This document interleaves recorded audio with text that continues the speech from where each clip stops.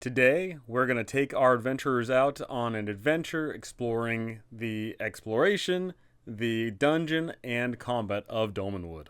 How's it going, No Fun Allowed? And today we're going to be diving into Dolmenwood's exploration, its combat, and the dungeon delving therein. So let's get started. So in the last video, we created our adventurers, and now we're going to take them out on an adventure. And for today's adventure, I'm going to say that we want to go over to that dungeon over there. We've heard that there's a cave over in that distance, and there's something spectacular going on there, and we're going to go out and explore. For reference, we're not using the actual Dolmenwood area because I don't want to ruin any of the surprises or any of that.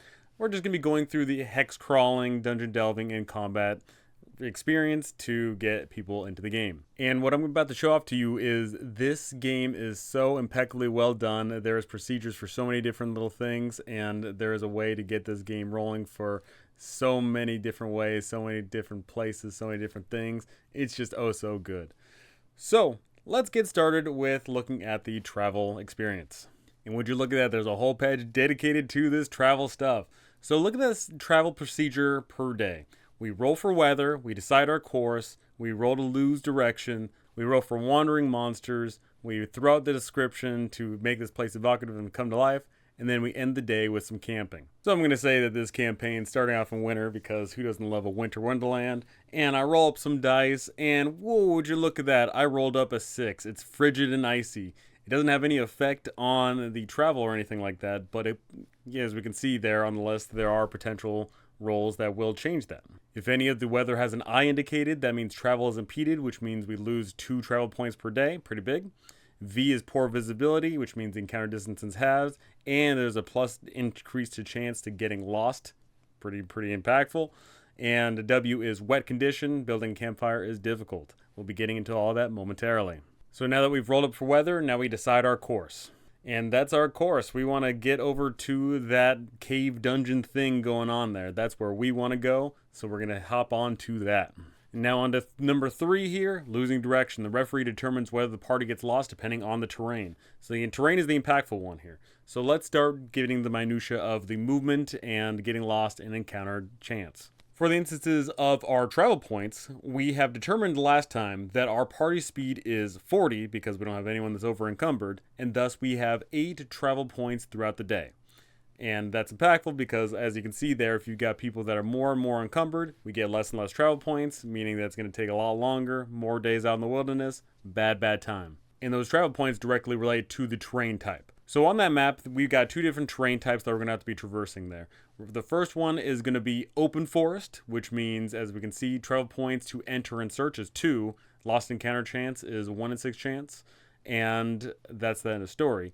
But then, as we move on further, closer to our destination, we're going to go to the hilly forest. And in that hilly forest, the travel points to enter and search is going to be 3. And then we have a 2 in 6 chance of both getting lost and getting into encounters. So something really important is that when we're checking to see if we lose direction and for wandering monsters, this isn't for every single hex. You just make one of these rolls a day, because if you traveled and you went through a bunch of different hexes throughout the day and you had to keep on rolling, you would get continuously lost. You'd get continuously into wandering monsters, and it would just not be a great time. So there's only one check a day determined at your disposal. I typically roll to see if it's morning, noon, or in the evening, but to your own discretion. So for this first hex, we simply use up 2 of our travel points and then move to the next hex. However, then we get into the fun scenario here where we're traveling into even further and greater places. The next hex we're going to is going to be another 3 points, meaning we've used up 5 of our travel points, and then lastly, we are going to go on to the last one. But I'm going to roll to see if we get into any wandering monster checks and if we get lost. And for the instances of today, I would say that the chances of getting lost and chance of getting into a wandering monster check, both of those would be a 2 in 6. For the instances of today's little adventure, I'm going to say that we don't get lost and we don't get into a wandering monster because we're going to be dealing with the monster in the dungeon later on. But needless to say, we progress further using up all 8 of our travel points, and we get there just shy of getting to our dungeon destination. And now that we are going to go bedding down for the night, we get into the camping material here. So camping procedure goes as follows. We set up activities, camp activities, watches through the night, wandering monsters, sleep, and waking up. So because I've got my 3 characters, each of them are going to set up the camp here. So I'm going to have one person prepare the campsite, one person fetching some firewood, and one person fetching some water, and then we'll be good to go. But it's wintertime. I've only got one person searching for firewood, and we only get 1d6 hours of firewood because of that. We should have brought some porters or something. Retainers will be a whole separate thing. But ultimately, that means that sleeping is going to be a little bit difficult. We'll be getting into that momentarily. But now that we've set up our camp, we are now going to get into camp activities. So I'm going to have one person build the fire, one person cooking, and then I'm going to have one person engaging in camaraderie. So today's weather isn't terribly bad. We're not in bad conditions. So that means the fire could be set up automatically. But if the conditions were bad enough, then we could actually have a forced roll to see if a fire gets set up. And if a fire doesn't get set up, then that can make sleeping terrible. But because we've only got a few hours of fire anyway, our sleeping situation is going to be difficult anyway. And now on to cooking. Given a fire, cooking pots, and ingredients, we can make a wisdom check, and if the check succeeds, an especially tasty dish is produced. Those who eat the meal gain a +1 bonus to any constitution checks regarding sleep, but if the check fails, a palatable but not exemplary dish is produced. On a natural 1, the cook must save versus doom or produce a ruined and utterly inedible meal, burned, spilled, etc., wasting the ingredients used. Oh, so sad. So when going to make an ability check, so I've determined that for today's cooking, I'm going to be using my fighter. They have the highest wisdom score, which is nothing, but hey, here's what happens. Ability checks. An ability check represents a test of character's basic abilities. Rolling a d6 and add any modifier to that ability being tested along with any situational modifiers. If the result equals or exceeds a target number of 4, the check succeeds. 1s and 6s, 1s are always going to be failures, and 6 is always going to be success. So my poor fighter has a +0 to their wisdom, so I'm going to be just simply rolling a d6 and hoping for a high number here. And a 2, so our cooking isn't that great, and sadly we get no bonus for tonight's resting. But that's not our only plan on the menu tonight. We also have camaraderie. Time spent around the fireside with one's companions may lift the spirits. A character may attempt to entertain with song, spirit, and dance, and so on. Then making a charisma check. If the check succeeds, then everyone gets a +1 to that charisma check to sleep. But if the check fails, then it's not going to be good. Today's entertainer will be good old Prissy Snuffle, our bard. Man, that's just such an excellent name. Once again, no plus to that charisma, but, and a bard's going to entertain, right? So Prissy Snuffle rolls a 6, meaning that we succeed, meaning everyone's going to get a +1 to that constitution check tonight. Great stuff. So we've got watches throughout the night, and so long as everyone gets 6 hours of sleep, it should be fine. So we'll just, have a brief little period where everyone's asleep. No big deal. There's also the optional rule, which I actually highly recommend, falling asleep on watch, with a chance for all your characters to fall asleep on watch, which could add some hilarity, some hijinks, and some serious danger. And once again, adding to the danger of the wilderness, a wandering monster check is not only made during the day, but also at night, so very scary times. For the instances of the demo, I'm going to say that no monsters appear. Once again, we're leaving that to the dungeon. Now on to sleeping. So this is where this beautiful little graph here indicates how are we going to be able to sleep. As a reminder, we couldn't gather enough firewood for the night, so sleeping is going to be tough. We're also in winter. Once again, it's going to be tough. So we can see there on that list, if you have no fire and no bedding, it is impossible to sleep in winter. You are up all night and it's going to suck. But I'm going to say that we do have, not fire, but we do have a bedroll and tent, meaning that sleeping is going to be difficult, but not impossible.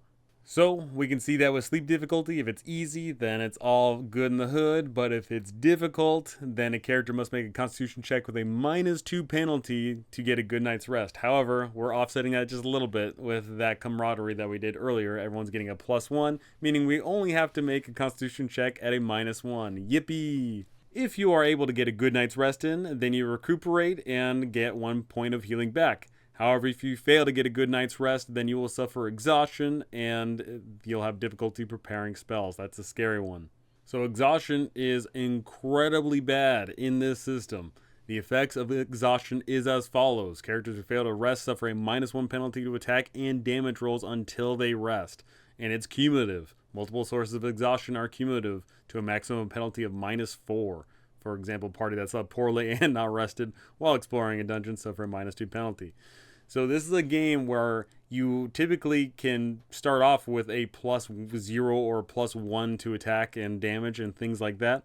So any minus you suffer is tremendously large. So scrolling through all my characters, I've got a fighter with no plus to con. I've got a bard with no plus to con. I've got a, oh god, an elf enchanter with a -2 to con. So our con checks are really, really bad right now. So this first roll is going to be for our enchanter, who's got a now -3, -2 for the con, and then -1 for the terrible area around.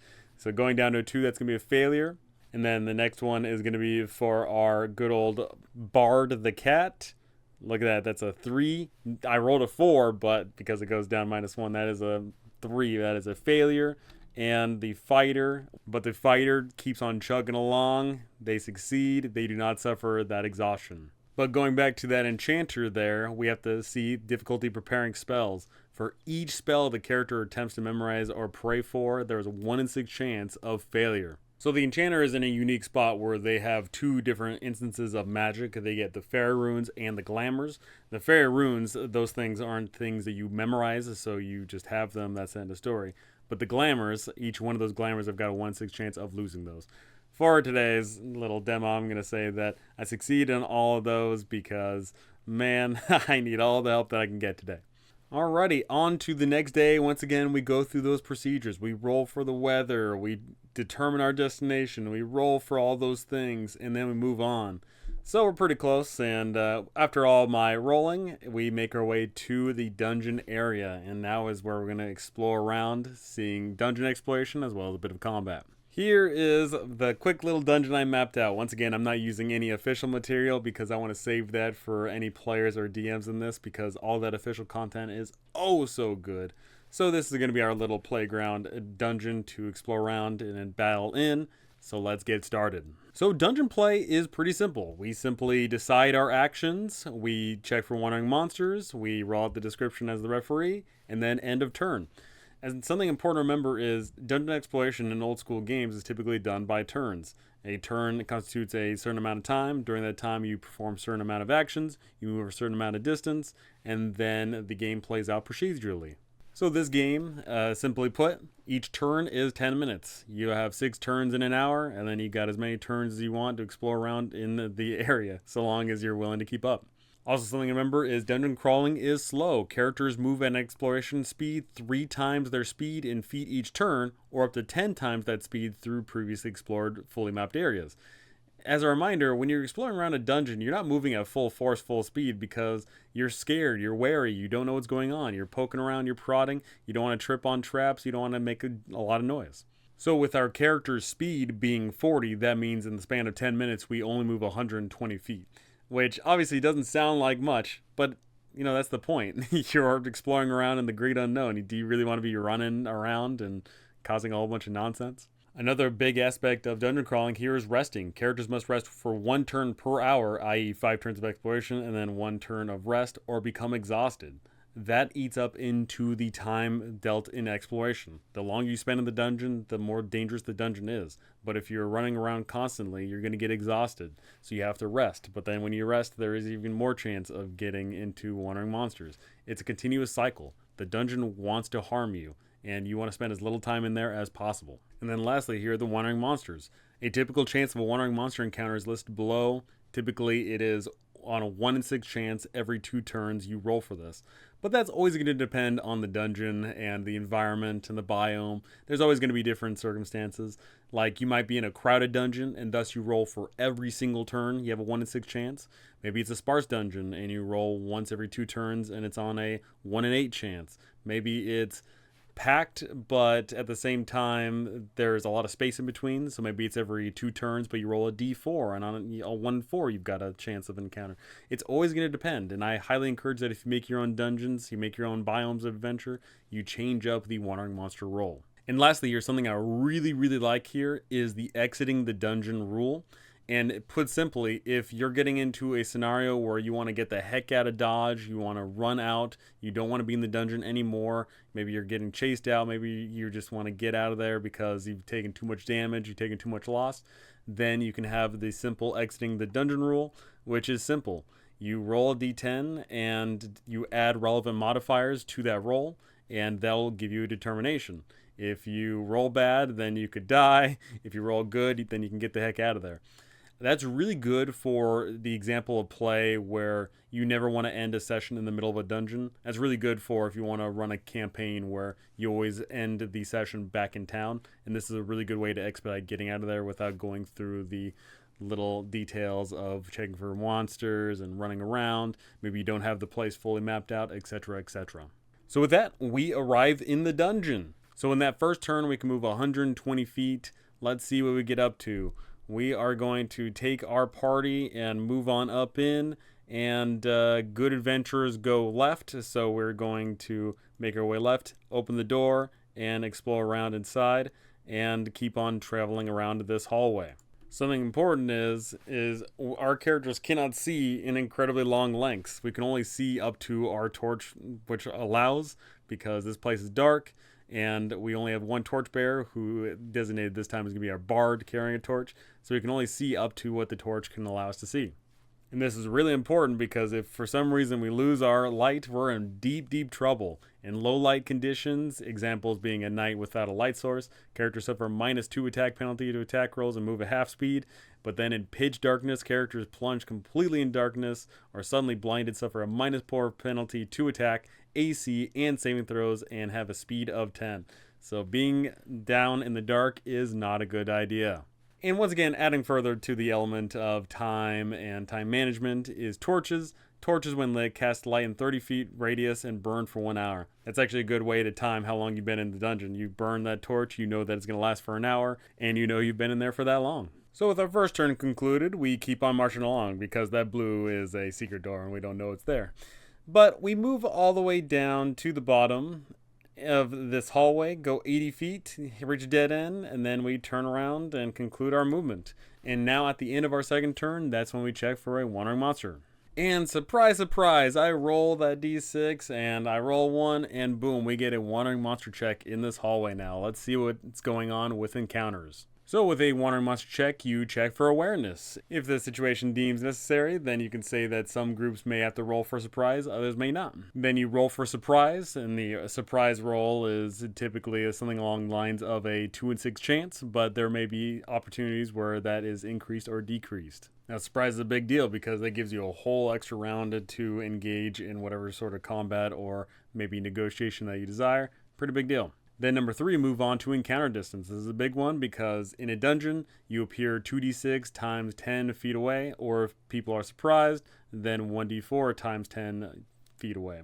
However, outdoors, you appear 2d6 times 30 feet away and 1d4 times 30 feet if both sides are surprised. So I rolled to see what we're encountering today, and surprise, surprise, we come across 2 Braggle Shorthorns. These guys are looking at us, and they don't like that we are in their territory, and they want to give us the beatdown. Or maybe I should say the bleat down. Oh. Now, something important is if a monster is a certain kind of monster and you're in a certain kind of environment, then you obviously just roll up and say, oh yeah, they want to kill you or they don't want to kill you.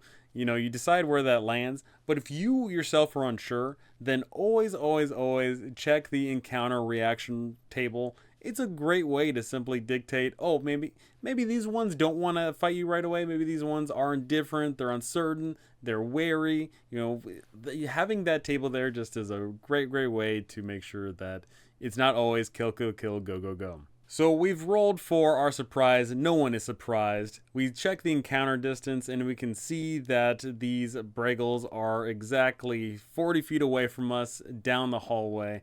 And now we're on to initiative time. Initiative is pretty simple. Each side rolls a d6. One player rolls for the adventure party as a whole, and the referee rolls for the whole other side. Now, typically, initiative is higher side wins and gets to do their whole initiative thing, but I know some people do the ties mechanic, where if both sides roll the same score, then both sides act simultaneously, and things aren't resolved until the end of the round. However, that is a bit deadly. It is definitely against the players in that regard, so I typically don't do that, but it is what it is. Then we go on to the actions of the encounter. It could just simply be attacking. It could be evasion, someone's trying to run away. It could be parlaying. It could be waiting. Whatever the case may be, it's going to take up some time. It's going to be long. It's going to be drawn out. And by the end of it, a whole turn will have passed. So once again, combat has the formula involved. Here, starting off with declaration. The intent to cast a spell, use fairy rune, or retreat from melee must be declared. That's the big one. You must declare this because that will be impactful of if you win or lose initiative, that will affect what you can and cannot do. If you're casting a spell, you can't move. If you're casting a spell and you are hit, then you lose that spell. If you declare that you're running away from combat, then the opponent will get a +2 to their attack and you will not gain the benefit of using a shield. Combat is scary, quick, and deadly, as we're about to get into here. So I so happen to not roll up any magic that would be worthwhile in this endeavor. A lot of my magic would be a bit more tied to if we could negotiate out of this combat, but there's no negotiating out of this specific combat. But most of the time you can try and talk your way or run away from certain combats. But here it's action, action, action. So we're going to simply roll for our initiative and kick things off. So as they are 40 feet away and we have rolled initiative and the good guys win initiative. So we're going to simply move on up and start us swinging. Well, not all of us are going to be swinging. So combat goes as follows. The winning side acts in this order. There is movement and then missile attacks and then magic, and then capping off we have melee. Our first attack is going to be with our enchanter, simply shooting out an arrow, and we're going to go through the little procedure right there. So here is all the relevant bonuses, and I promise you this is as complicated as it's ever going to be. We have a +1 because of our dexterity, but then we have a -1 because we're exhausted. But then we've got a +1 here because, as we can see, missile range is short, meaning that we get a +1 to that attack roll. Meaning that overall, over the course of the 3 little bonuses, boom, we're going to be rolling a d20 and simply adding a +1. And with that d20 +1, it is a 12. Unfortunately for us, as we can see here, these Bregel Shorthorns, they are wearing leather and shields, bumping their AC up to 13, just shy. Our Bard, Prissy Snuffle, is going to be in the same somewhat predicament. However, they do not get the -1 because they've only got a +0 to their dex as they're throwing this dagger. So it's going to be a -1 for the exhaustion, but then a +1 for close range. Let's see it. Nope, dagger goes wide. And now finally on to our fighter. Our fighter is unique in that they are dual wielding. They have a short sword in one hand and a dagger in the other. So attacking with 2 weapons is kind of dangerous, but I need all the help I can get here. So primary weapon, attack rolls with the primary weapon suffer a -2 attack penalty. And then the secondary weapon must be of a small size dagger or hand axe, whatever.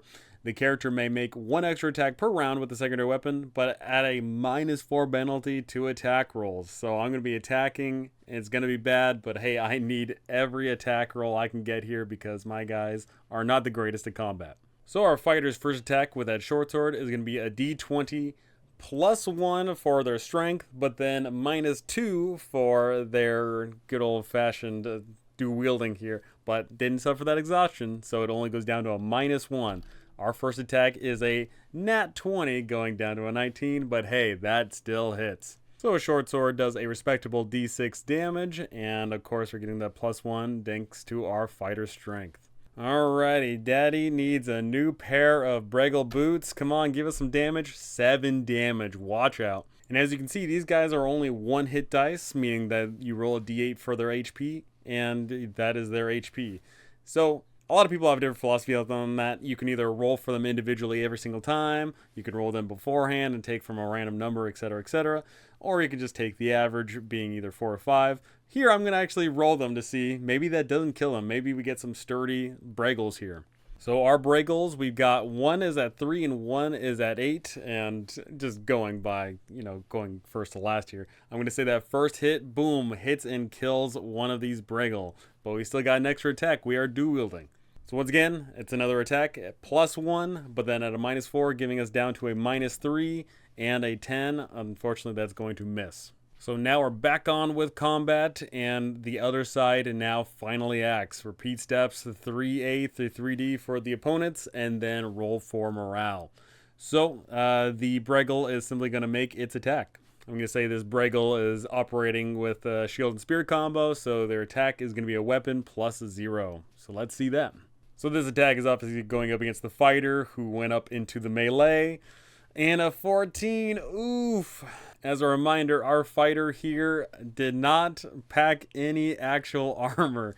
They do have a lot of HP because we rolled really good on their HP, but their AC is only 12, so that's going to hit. So unfortunately, our dear fighter suffers 5 points of damage. Yikes! But that's not the end of it, because of course we can still keep chugging along. And also something very important is morale. Number 5 here on combat. At the end of the round, you roll for morale. The referee makes morale check for monsters and NPCs if applicable. So morale checks are pretty simple. You roll 2d6 and contest that against the morale score of the NPC or monster. And then when you check for morale, it's simple. The first time a combatant on the same side is killed, and when half of the side has been killed or defeated for a creature encountered alone, a morale check should be made when it's first harmed and when it's reduced to a quarter or less than hit points. Also, another thing I like to add as well is if there is an incredible amount of magic, like some incredibly awesome, loud, big effect, I also like to roll for morale there as well. So we can see here that this Bragel Shorthorn, that is the one left remaining, has a morale score of 7. Meaning I'm going to roll 2d6, and if I roll an 8 or higher, this Bragel wants to get the heck out of there. But if it succeeds, maybe it thinks it's got a chance, because it did do some damage respectively here. And it rolled an 8. That means that Bragel is going to want to get the heck out of Dodge. So once again, that brings us back to the top of the morale here, and the declarations are made. And as a referee, I would be telling my players, hey, this thing wants to retreat because it has failed its morale and wants to get the heck out of here. And then we do the calling out again. Maybe they want to cast some spells. Maybe they also want to retreat as well because they've got some injured people. But for the instance of this one, I'm going to say that the Bragel tries to run away. And thus initiative is rolled once again, and once again, the side of good prevails, and thus they can run this thing down. The creature now fleeing from the melee is going to suffer a +2 to attacks against it, and it's not getting the benefit of its shield, meaning that its AC goes from 13 to effectively now down to a 10. So going back, once again, we're now down to our archer, who normally has the +1, then the -1, then the +1, and then they get the +2 from their attacks. So let's see, they're going up against an AC of only 12. Wouldn't you know, 22 hits, and the short bow hits, dealing a d6 of damage. And this thing is injured, as a reminder, is now down to 2 HP. But hey, that's not the end of it. We've also got a cat that is throwing a dagger. And that cat, as a reminder, has the exhaustion, so they're down to a -1, then the +1 for the short range, meaning that they've only got a d20 +2. And wouldn't you know, our cat hits, doing a d4 of damage. That Bragel is still standing, injured. It's not looking too good, but hey, there's going to be more attacks coming. We've got a dual-wielder fighter here. So their attack is normally at a +1, then a -2, but then now at a +2, so it goes down to just being a +1. And wouldn't you know, we get that crit. Great times. And because the thing only had 1 HP left, it is now super duper dead. But hey, always like to roll for damage. Why not? Boom, 5, and then plus the 1 for strength, 6, and the Bragel is defeated. Alrighty, so here's the rubdown. So we went down this hallway, we went back, we got into a fight, and now we're 3 turns in, and we're thinking to ourselves, man, we're a little bit hurt. Maybe we think about exploring this hallway some more. Maybe there's some hidden mischief going on. And that is where our hidden features in dungeons area takes place. So basically, if you want to explore an area, you want to search around for something, you think that there's a hidden door, or a hidden lever, a hidden something, then it just takes a little bit of time and a little bit of searching. Players can declare that they are searching a certain object or area, a 10 by 10, and if they do, then they do the search check, which takes a full turn. And there is no limit to how often you search something, because maybe you are super duper convinced that there's something at the end of the hall, but just nothing's popping up. But we're going to be seeing all of that. So starting at the end of this hall, we think that there's something here, so we're going to dedicate each person to one 10 by 10 area, searching the floor, searching the wall, searching the ceiling, trying to find something. So one of our characters, the elf, is actually somewhat proficient in finding secret doors and, searching all around. Their target skill check is a 5 in 6 chance, meaning that for them they roll d6, and on a 5 or 6 they will find something. But everyone else is not chained, meaning that they have to roll a 6, meaning that theoretically, if I wanted to search for something, it would take a tremendous amount of time. But something very important to note is you as the player aren't rolling these dice. The DM is rolling these dice. The referee is rolling them behind the screen because you don't want to metagame knowing that something's there. Maybe you think it's there. Maybe you've already failed and you don't know. Maybe you succeeded and there's nothing there, but that's part of the risk and reward of dungeon delving. So on turn number 4 here, we spend our time searching around this area, and I roll up that wandering monster check. I'm going to roll it here just to see, and nothing pops up. And then we say, hey, screw it, gang, let's move on out of here and search someplace else. And we just so happen to search this place later on, and let's roll for it this time, shall we? I'm going to roll 3d6. The first one is going to be the elf, so the elf wants to roll a 5 or a 6, but everyone else just wants to roll a 6. Yeah, see? And right there you can tell that delving in the dungeon takes a tremendous amount of time because now, after turn 5, we're tired. We've been beaten up. We've been searching around. We've been walking around with all of our gear, and we don't have any loot yet, but we're trying to find that loot. And then at turn number 6, we must rest, which means that there's another wandering monster check. And that procedure plays on again and again and again. So besides the measly 3d6 silver pieces we earned from beating up on those Bragels, we are pretty beat up and don't have much to say for it, but hey, that's the adventuring life. You gotta strike big, you gotta be bold, and then that's when you get rewarded. But then we got to get the heck out of this dungeon, and then that's when we go back to the traveling once again. We travel back to town, we rest, we recuperate, we build up our forces. Maybe we hire some retainers for next time so we have a bit of a bigger party. We can delve a bit deeper, and we're not as scared. And then we get more gold, more swag, and repeat process. As I've gushed over before, Dolmenwood is one of the most complete, awesome packages for not only players but for referees as well. It is fantastic. There are so many procedures of play. There are so many little awesome benefits and bonuses and side things, and that's just for the players. Like, just looking at this table of contents for the players, there's just so much jam-packed in here just for the players alone, but that's not even including all of the amazing stuff found therein for referees. As mentioned before, for the referees, every single hex of the Dolmenwood is jam-packed with some information and fluff and lore and good times all around. There's tons of monsters to explore, tons of dungeons to delve into, tons of awesome items to retrieve, awesome stories to follow up on, characters to roleplay with, etc., etc. Dolmenwood is just the complete package. It is absolutely fantastic, and I cannot underestimate how amazing this product is. Dolmenwood is just such a good product all around, and I just can't get over it. It's just so good. If you haven't checked out all the Dolmenwood stuff, then please do so. It is just jam-packed, so full of goodies and great stuff.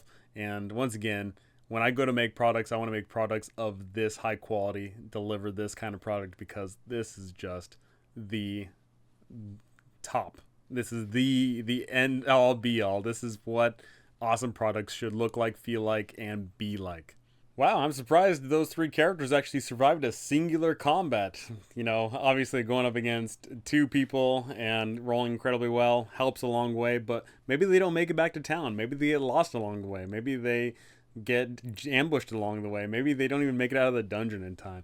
But, I wanted to quickly showcase off some of the benefits therein. I do want to do some solo plays of Dolmenwood. I think that would be absolutely and fantastic because Dolmenwood is just so awesome in its presentation, and there are so many rulings and rules therein where you as a referee, you can just simply play a solo game of this by yourself, and there's all the tables and all the dice and all the everything that you would need to run a game by yourself.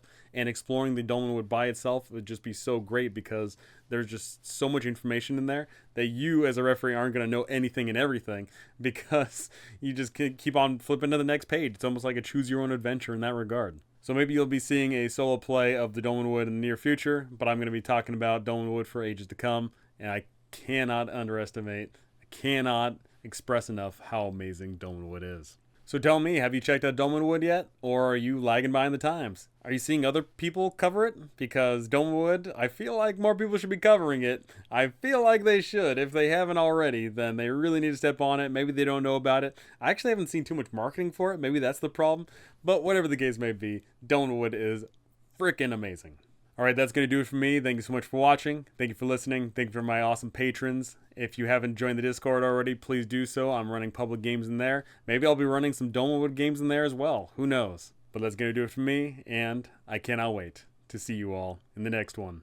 I'll tell you what, when I go to run a solo Dolmenwood, I'm going to run more than just the 3 characters. Maybe a party of 5 or 6, and then have them pick up a couple of retainers, because Dolmenwood is, yeah, it's fairy tale, but it's not happy-go-lucky sunshine and rainbows fairy tale. It definitely can lean in on Grimm's fairy tale in that regard. That being said, that makes me really, really want to create my own fairy tale theme, tone, and setting adventure that's a bit more light. Maybe that'll be a good contrast between the two.